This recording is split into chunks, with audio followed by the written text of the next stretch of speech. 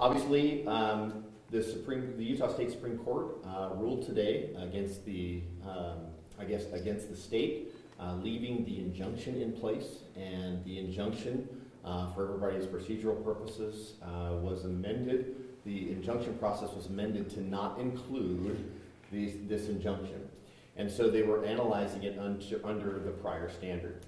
And what they found was that there were significant legal issues, as we suspected there may be, which is why we then changed the law. And that standard now will leave that injunction in place. And it's extremely disappointing that the injunction is going to be in place. It's extremely disappointing for us who have been advocating for an end to this brutal practice of abortion. But it's also a setback for those who will lose their lives. And that is the one thing that is guaranteed from the injunction today, is that the unborn, the innocent, will lose their lives today because of these actions. And that's the part that I think that is most discouraging to me in this whole process, is the amount of time that it takes to get finality of decision. Obviously, this was a 2020 law, a 2022 lawsuit, and here we are halfway through 2024, and we're just going to keep waiting.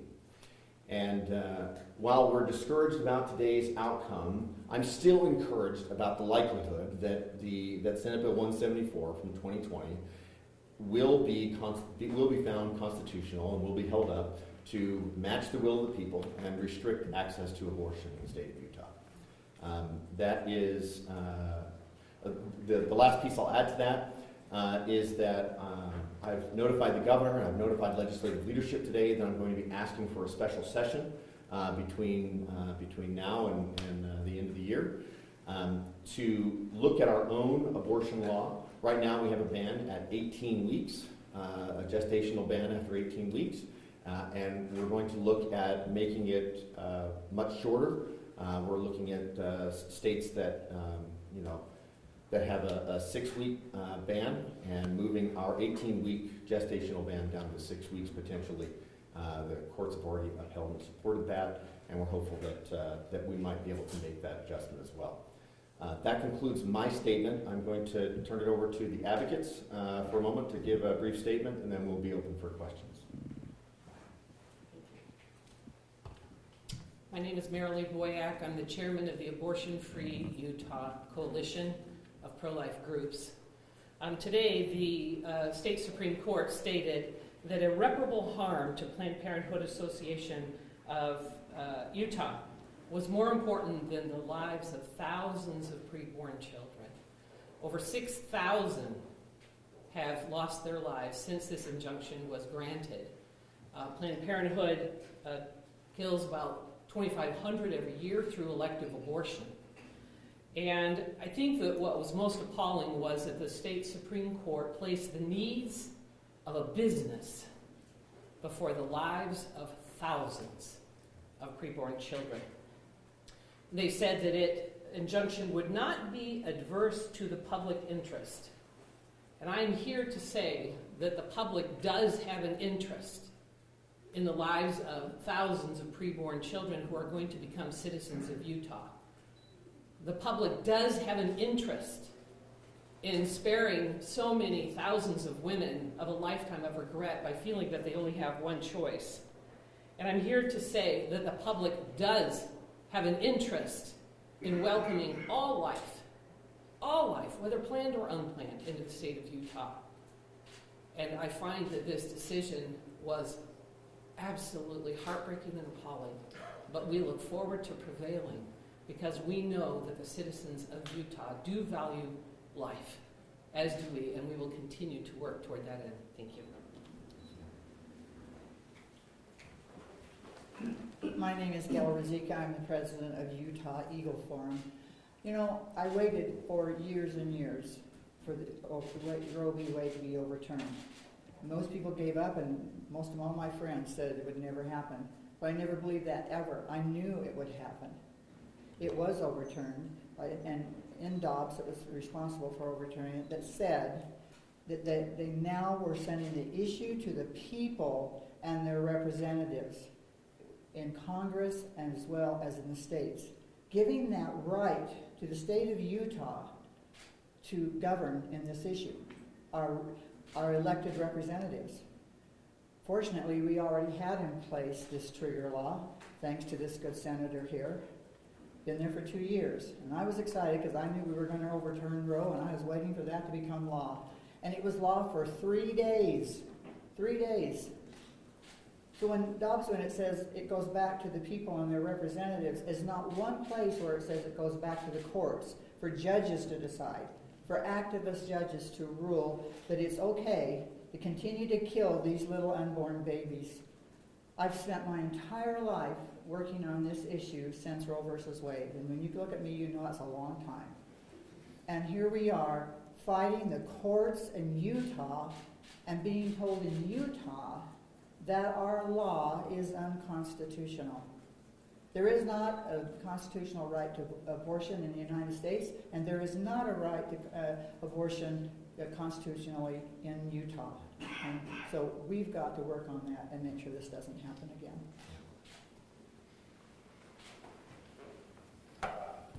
I'm Mary Taylor. I'm president of Pro-Life Utah.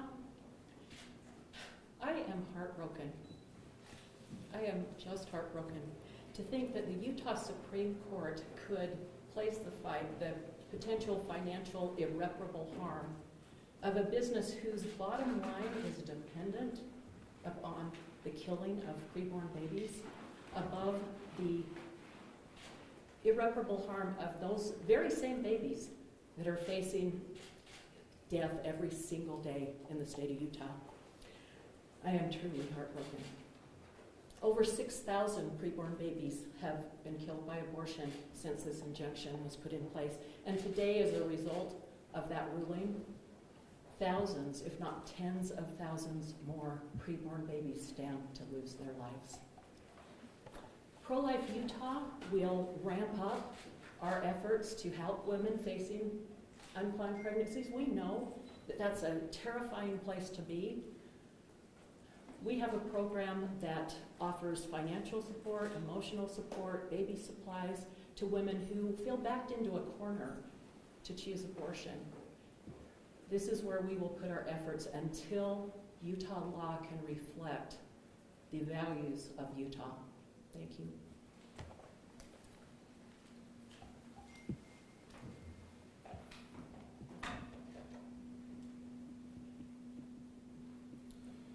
So I'm looking, I just want to, just for sake of information, Iowa, South Carolina, Georgia, and Florida all have 6-week bans.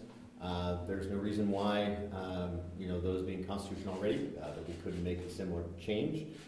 There are other states like Idaho and Louisiana, which have much stricter abortion laws on the books than what we had in the abortion trigger ban. And I think when you look at the scale, the thing that was most impressive to me and is probably most discouraging is that if you do read the procedural part of the decision, Chief Justice Durant is right. Granting standing to a business without an actual claimant or a plaintiff involved or a plaintiff being harmed being the litigant in the matter is the biggest problem with the way the decision was decided. It didn't necessarily have as much to deal with the injunctive standard. It is, because we knew the outcome there, is the fact that Planned Parenthood as a business is being valued far more than the unborn, and that is a great discouraging piece to it as well. That, I think, concludes our comments. We're happy to take questions. Have you taken any kind of polling of your colleagues as to whether a special session is doable, or where they feel about this idea? I know that in the past, I know that my colleagues, at least on the Republican side, have been very supportive of pro-life measures in the state of Utah. I have not talked to them about changing the ban, about changing the gestational ban down to 6 weeks. But I'm confident that if we work through our process, work with the governor's office, and we can craft a law that will create a short-term solution while we wait for the court's decision. And how do you know that the courts, you just won't get right back to court again, right? The cycle repeats itself, as I I'm sure that if you pass this through a special session and the governor signed it, there might be yet another legal challenge to this. Saying, essentially I can see an argument accusing you of trying to undermine the court's prior decision on the injunction. Well, the court has the luxury of waiting 2 years between decisions. The legislature meets every year. And it's because the needs of the people evolve on a regular basis depending on where we are as our needs. And I think if you look at those needs, if you were to limit our actions based on when the court felt like we should react, I'm not sure that we would ever do anything. Senator, I know a constitutional amendment on this issue is something you've weighed in the past. Is that something that you're still considering or that might be on the table for the next session? Nothing is that I have not excluded anything from our consideration thus far, including constitutional amendment. Point of clarification here. If you have a special session and you change the law to 6 weeks, would that then replace the trigger law? No. It would be while we wait for the courts to figure it out. Subject to. Subject to. Subject to. That's a good way to say it. Okay. And in terms of the lawsuit that's still in play, you've expressed today that you think you will prevail. Why do you think you will prevail in the end? There has never been in Utah constitutional precedents or history any finding that supports the right to an abortion in the state of Utah. And remember, when we took the Supreme Court and the Supreme Court returned it back to the states, they made a similar adjudication or same decision as it relates to Dobbs. We cannot find in Utah's constitution a right to an abortion anywhere. And so I understand where the courts are, I understand where the litigants are, just realize we feel differently. So do you see today's ruling as a narrow ruling related to the injunction, not a signal that the case overall, in your view, is doomed? Today's decision is only about the injunction, and the legal standards are related to the injunction. And unless you're a really big legal nerd, you're not going to enjoy reading the 89-page decision. That being said, you wade through it, which I did this morning. I find most compelling Chief Justice Duran's opinion, where he feels like Planned Parenthood does not qualify as a plaintiff with standing in this case, and as a result, it should have failed the injunction measure on that part alone. And how long before you think how long do you think it will take for a final ruling on this case and for the law to take effect? Well, I wouldn't cancel your vacations over the next couple months. Senator, yeah, to be honest, Brian, the courts don't have a deadline. We've seen 2 years here in just the injunction alone.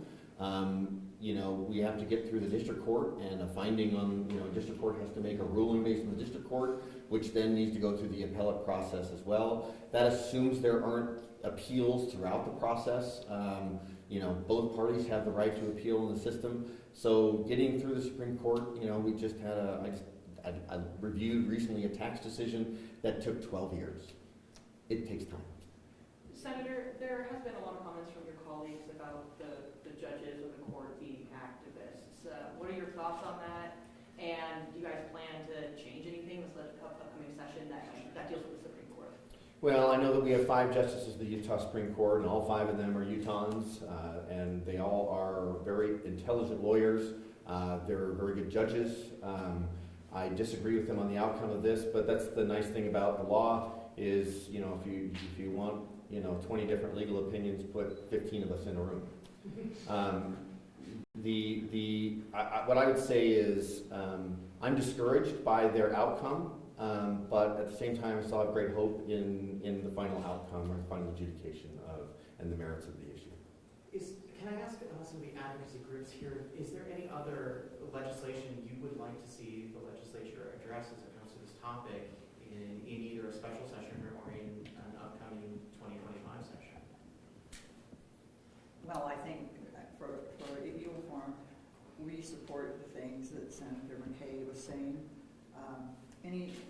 We're trying to save babies here, and 6 weeks will save some more babies. It won't save, probably won't even save half of them. But whatever we can do to save babies, and And then ultimately, we're in a position right now with the so-called abortion pill, that if there's anything that we can do to protect the children, I mean, right now, young girls can order an abortion pill without their parents knowing. We've had people actually experiment and know that can happen. So I think that's something we'll continue to look at, even if today hadn't happened the way it happened, we still need to do something about the abortion pill. Right, and Pro-Life Utah also is in support of everything that Senator McCay has suggested. Our first and foremost wish is for our trigger bill to be in place. Life does begin at conception, and we believe that those babies from the moment of conception should be protected. But if a 6-week ban will save a few more babies, we are certainly in support of that. I think one of the things you can see is that we're very united in what we do. And we're very focused on the results, which are to save the lives of babies. And so we'll be coordinating all of our efforts so that we can be the most effective that we can be at doing just that, saving babies' lives. How many abortions do you think there have been, or do you know, since the injunction? 6,000. 6,000. We're now over 6,000. Over 6,000. Senator McCay, the court said that the state didn't show the injury that would happen if the injunction was not upheld. Can you talk to me about what injury you think is happening? Well, I mean, to me, it's surprising that even if the court felt like they didn't meet the standard or didn't present enough evidence on it, that they couldn't take sua sponte notice themselves and say, that they couldn't notice it themselves and say, well, there's 6,000 potential lives that are lost in this process. And if that's 6,000 lives that are lost in that process are not enough for the court, I guess we'll wait, and pretty soon, for their benefit, if we wait 10 years, we might be well over 15 to 20,000 by the time they get around to finalizing the case. But are you guys going to have there been talks within the legislative body about changing how the Supreme Court operates as a result of this and the redistricting, which your colleagues have been very vocal that they are not pleased about? I don't think, I haven't been part of those conversations as to how the Supreme Court might operate. I think we have a process that's existed for, since statehood. And I think before we make significant changes to how they work, then we probably ought to focus on our processes and our law and make sure that what we do is measure twice and cut once. The courts have the benefit of measuring 10 times and cutting once, but here we are. Senator McCay, on that note, given the responses from some of your colleagues to this decision and the redistricting decision, do you worry that they're undermining the constitutional role of the court and their legitimacy? Oh, no way. I would argue their reactions, my reaction, our reactions, the court's reactions, the governor's reactions, this is the way it was all meant to be. I'll just share with you, the balance of powers between the legislative, judicial, and executive branches. This is what the forefathers came up with. We mirrored it in the we mirrored the U.S. Constitution and that here in Utah, and it's an awesome part of our process. Is it painful? Yes. Was our Constitution meant to be the end-all, be-all, and decide all problems? If that was the case, we wouldn't be here today, because it would be in plain language. No, absolutely. Their statements are 100% consistent with legislative frustration over balance of powers between the court and between the legislature and the governor's office. These same frustrations are being played out on a national level. You see a president in office now, President Biden and Vice President Kamala Harris, who are now talking about radical Supreme Court reform to try and do away with what they view as activist judges. So I would just argue this is the way it's always been, and if I have anything to say about it, this is the way it will always be.